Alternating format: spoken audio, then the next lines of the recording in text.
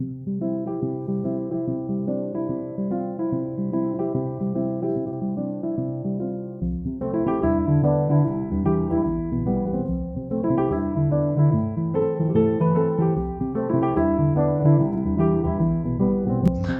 tạo cái hiệu quả neon tặng dây này khá đơn giản trong Photoshop.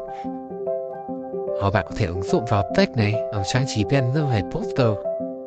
Và ai tải nào thì có thể add cái phản khối 3D chuyên nghiệp hơn.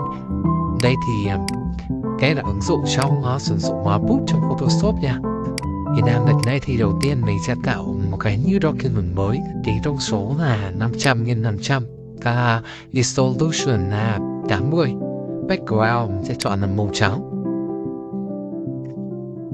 Rồi sau khi xong thì mình sẽ sử dụng Sharp để đem hình tròn. Màu thì cái mình sẽ bỏ đi và để mỗi stroke.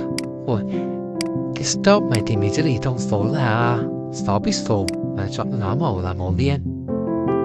Giữ shift để làm ghép được cái hình tròn.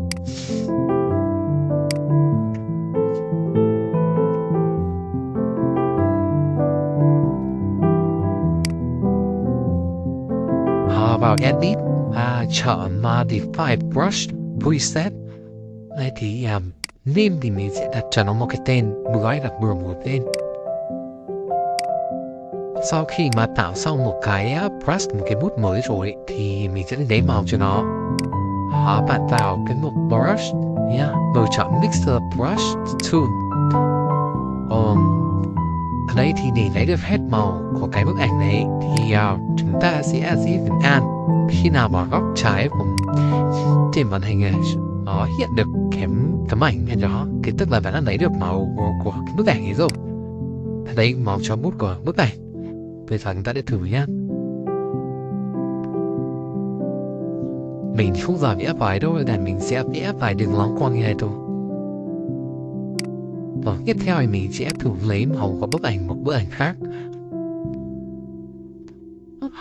Cái bức ảnh này thì khá nhiều màu sắc ấy. Thì để lấy màu bức ảnh này thì mình sẽ bỏ cái xóa cái màu của bức ảnh cũ lúc trước đi. Và chúng ta sẽ phím add. Khi nào mà góc trái nó hiện lên màu như kia là mình đã lấy được nhóm màu ở trong bức ảnh rồi. Mình thử được sang chế độ khác. Đối với chế độ này thì cái đường nét này nó bị mờ, không nhìn rõ. Thử màu lấy màu của bức ảnh này xem thế nào.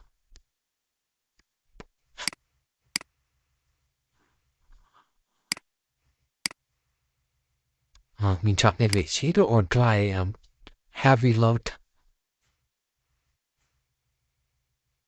Cái màu này trông rất nạ 3D đúng không?